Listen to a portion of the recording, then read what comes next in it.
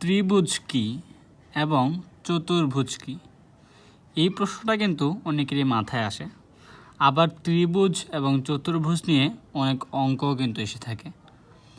শুরুতে আমরা দেখি ত্রিভুজ এবং চতুর্ভুজটা আসলে কি। দেখো, দুইটা চিত্র আমরা অঙ্কন করি। একটা চিত্র এবং ধরো এইটা হচ্ছে আরেকটা চিত্র। দেখো, এই চিত্রটার মধ্যে কোণ কি?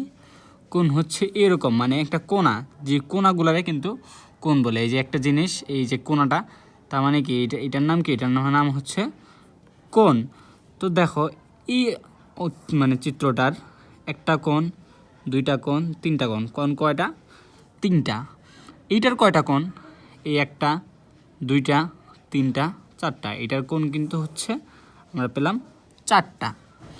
তো আমরা সব সময় মাথায় রাখবো, যেই চিত্রটার, এই যে এটা একটা চিত্র, এটা একটা চিত্র, যে কোনো একটা চিত্রের যেই চিত্রটার কোণ তিনটা, তাকে কি বলে? তাকে বলে হচ্ছে ত্রিভুজ।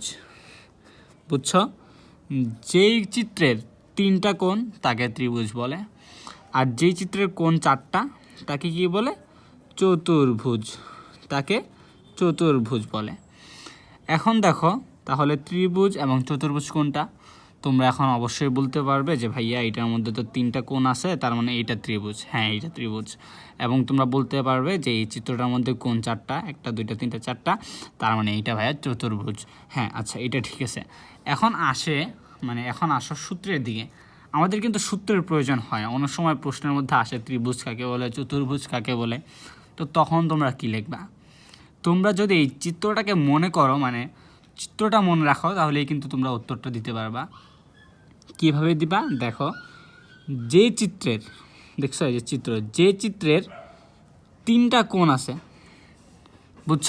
যে চিত্রের তিনটা কোণ আছে তাকে ত্রিভুজ বলে, এবং যে চিত্রের চারটা কোণ আছে তাকে চতুর্ভুজ বলে। দেখছো, তোমরা কিন্তু এই চিত্রটাকে মনে রাখলেই সূত্রও পারবা, মানে হচ্ছে প্রশ্নও লিখতে পারবা। আবার যদি এই চিত্রটা মনে রাখো, তাহলে কিন্তু তোমরা সহজেই বের করতে পারবা কোনটা ত্রিভুজ এবং কোনটা চতুর্ভুজ। আশা করি তোমাদের কাছে ভিডিওটা ভালো লেগেছে। ভালো লেগে থাকলে অবশ্যই চ্যানেলটি সাবস্ক্রাইব করবে এবং ভিডিওতে লাইক এবং কমেন্ট করবে। কোনো কিছু জানার থাকলে অবশ্যই কমেন্টে জানাবে, উত্তর দেওয়ার চেষ্টা করা হবে। আসসালামু আলাইকুম।